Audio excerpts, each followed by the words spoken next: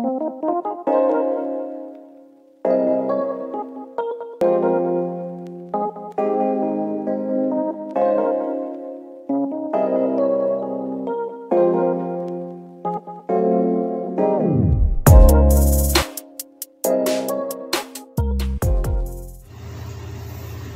adik-adik semua, ketemu lagi bersama Kak Ishak. Nah, yuk hari ini kita mau beribadah bersama-sama. Kita siapkan hati kita, pikiran kita untuk kita menyembah Tuhan Yesus. Yuk kita berdoa ya. Tuhan Yesus, terima kasih buat hari ini, hari yang indah yang Tuhan berikan buat kami. Bapa, hari ini kami mau beribadah kepadamu. Kami memuji, memuliakan nama-Mu Tuhan, dengan mendengarkan firman-Mu. Memberkati ibadah kami dari awal, pertengahan, hingga akhirnya. Hanya di dalam nama Tuhan Yesus Kristus kami sudah berdoa dan mengucap syukur. Haleluya, amin. Kita tetap tutup mata kita, teduhkan hati kita. Kita angkat pujian, Bapa Engkau sungguh baik.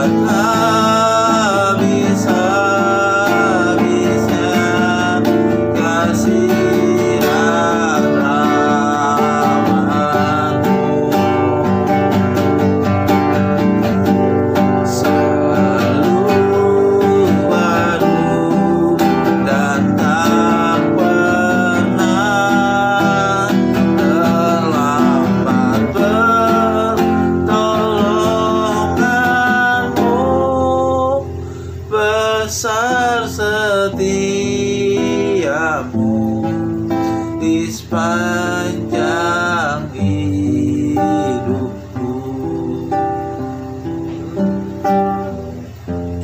Besar setiamu, besar setiamu, besar setiamu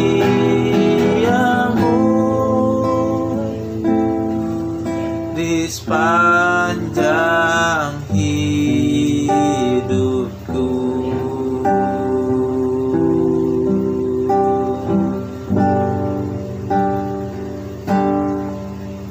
Mata kecil ini, mulut kecil ini akan melakukan perkara yang besar. Tangan kecil ini, kaki kecil ini akan melakukan perkara yang besar, yang tak pernah dibayangkan, yang tak pernah timbul dalam hatiku. Sebab itulah yang Dia sediakan bagi orang yang percaya padanya. Mata kecil ini, mulut kecil ini akan melakukan perkara yang besar. Tangan kecil ini, kaki kecil ini akan melakukan perkara yang besar, yang tak pernah dibayangkan, yang tak pernah timbul dalam hatiku. Sebab itulah yang Dia sediakan bagi orang yang percaya padanya, yang tak pernah dibayangkan, yang tak pernah timbul dalam hatiku. Sebab itulah yang Dia sediakan bagi orang yang percaya padanya, bagi orang yang percaya padanya, bagi orang yang percaya padanya.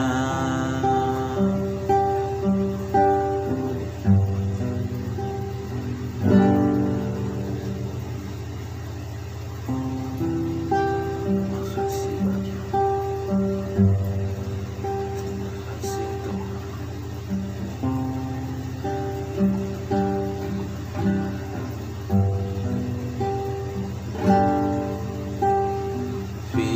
Firman Tuhan ku dengar,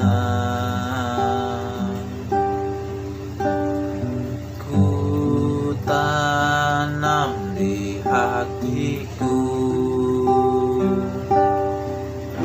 ku ingin bertumbuh subur dan berbuah lebat.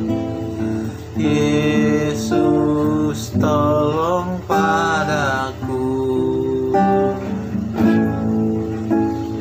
Firman Tuhan ku dengar, ku tanam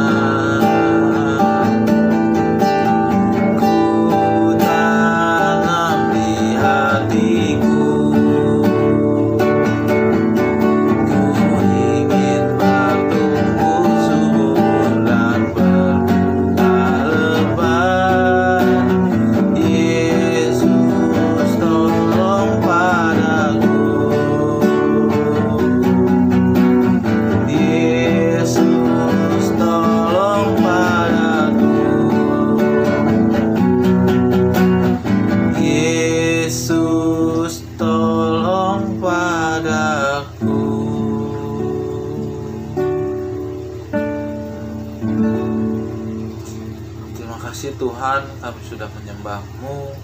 Tiba saatnya kami akan mendengarkan firman Tuhan. Tuhan memberkati kami agar kami dapat duduk diam mendengarkan firman Tuhan. Hanya di dalam nama Tuhan Yesus Kristus kami sudah berdoa dan mengucap syukur. Haleluya. Amin.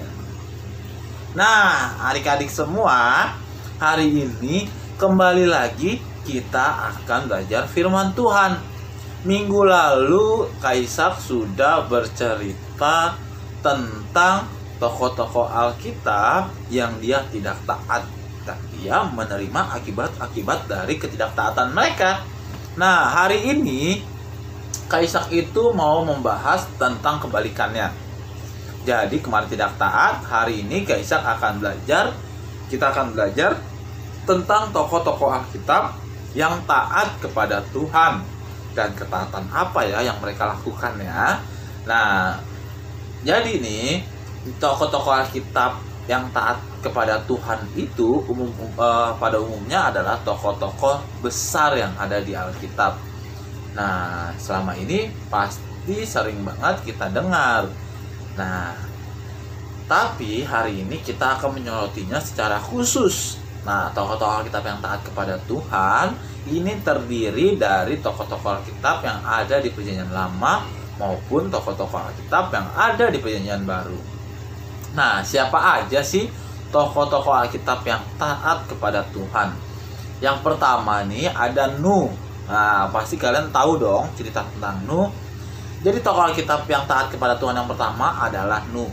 Nuh adalah orang yang benar di hadapan Tuhan dan dia bergaul dengan Tuhan di tengah-tengah dunia yang moralnya bobrok, di tengah orang-orang yang jahat, di tengah orang-orang yang suka dengan melakukan kejahatan.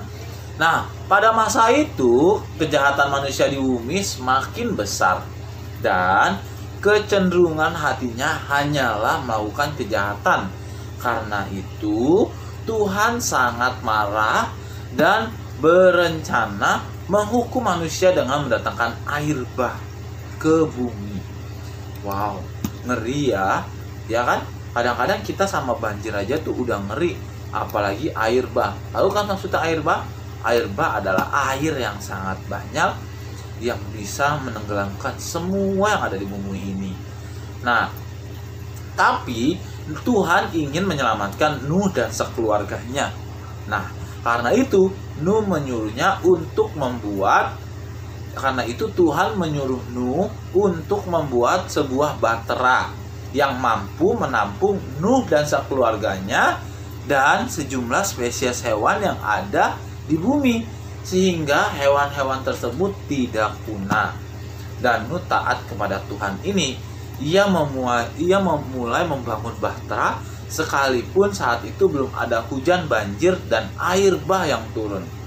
Nah, setelah ia selesai membuat setelah membuat bahtera, maka ia beserta seluruh keluarganya masuk ke dalamnya sehingga selamat dari air bah yang melanda bumi.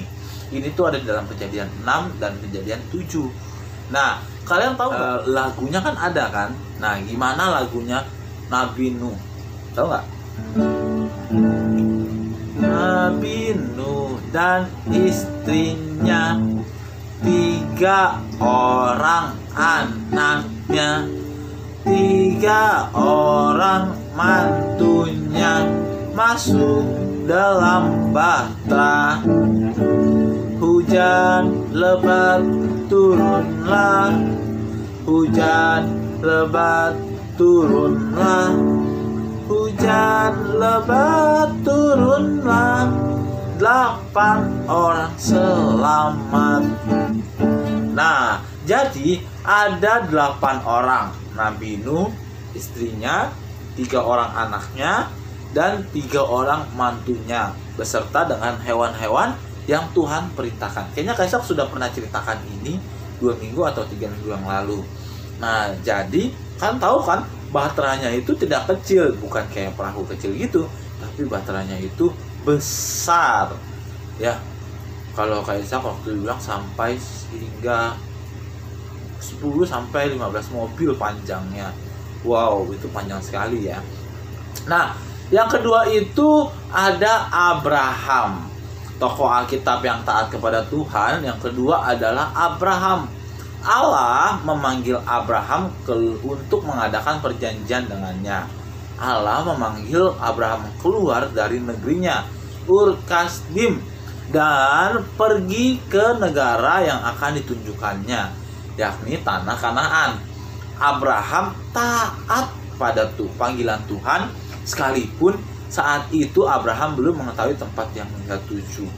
Wow, dia nggak tahu nih, misalkan adik-adik disuruh, ayo Andi pergi, terus kamu nanya pergi kemana mah? Ya pergi aja, pokoknya pergi aja lah, kemana lah.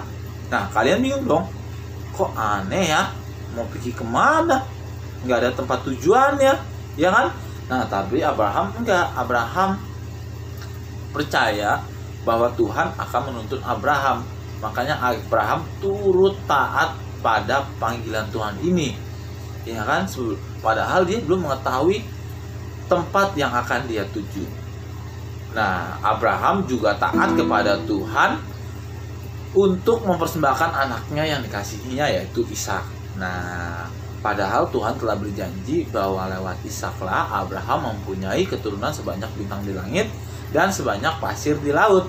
Abraham taat dalam mempersembahkan Ishak kepada Tuhan, karena ia percaya bahwa kalaupun Ishak dibunuh, Tuhan akan sanggup membangkitkannya dari kematian. Wow, pinter ya, hebat ya Abraham ya, taat banget sama Tuhan. Dan akhirnya Abraham menerima dari ketaatannya, Tuhan memberkati dia dan Ishak. Wow, hebat ya, dan turunannya sebanyak bintang yang ada di langit. Yang ketiga, yang berikutnya itu ada Ishak. Nah, tokoh Alkitab yang taat kepada Tuhan yang ketiga ini adalah Ishak, bukan Ishak yang ini, Ishak yang dalam perjanjian lama ya. Ketika terjadi kelaparan di tanah perjanjian, yaitu tanah Kanaan, maka Ishak pergi ke Gerar kepada Abimelek, raja orang Filistin. Di situ Tuhan berfirman kepada Ishak agar ia tidak usah pergi ke Mesir, tetapi tetap tinggal sebagai orang asing di Gerar, sebab ia akan menyertai dan memberkatinya. Rupanya saat itu Ishak hendak pergi ke Mesir untuk menghindari kelaparan di tanah perjanjian itu. Namun setelah mendengar perintah Tuhan, Ishak taat kepada Tuhan, ia tinggal di Gerar. Dan ternyata di Gerar penyertaan dan pemeliharaan Tuhan sanggup nyata dalam hidup Ishak. Sungguh-sungguh nyata dalam kehidupan Ishak. Ishak mulai menabur di situ, dan dalam tahun itu juga ia mendapat hasil 100 kali lipat. Ishak menjadi kaya dan makin lama semakin kaya. Wow, 100 kali lipat. Berarti kalau 1 rupiah sampai 100. Berarti kalau 1000 kali 100, 100.000.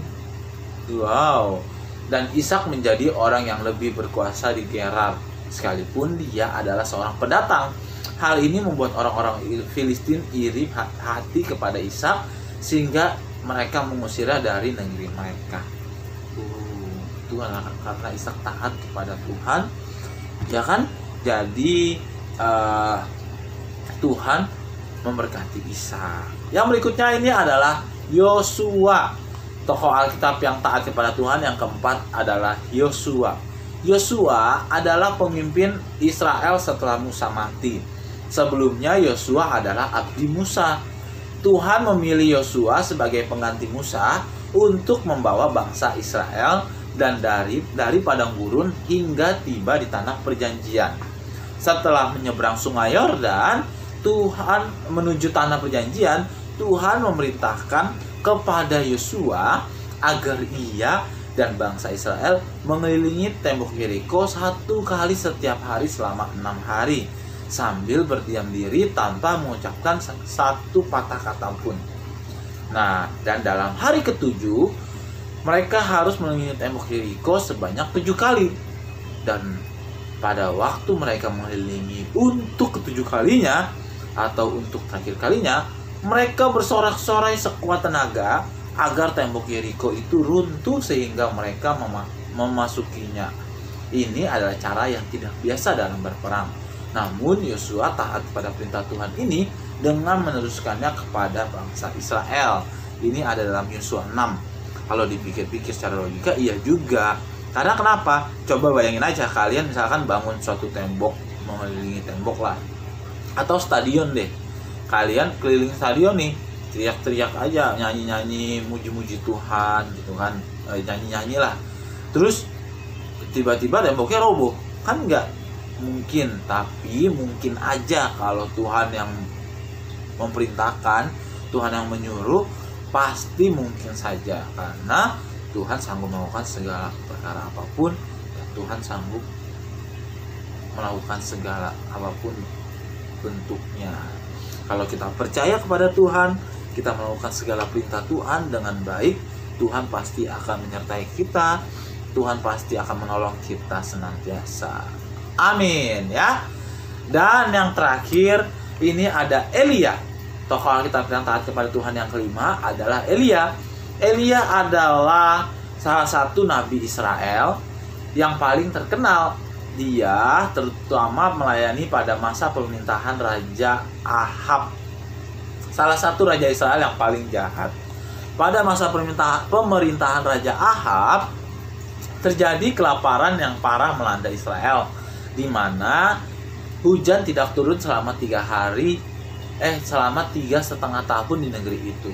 Hal ini terjadi karena dosa Ahab dan bangsa Israel kepada Tuhan, di mana mereka meninggalkan Tuhan dan menyembah dewa Baal. Tetapi Tuhan ingin memelihara hidup Elia. Karena itu Elia diperintahkannya bersembunyi di tepi sungai Kerit serta minum dari sungai itu.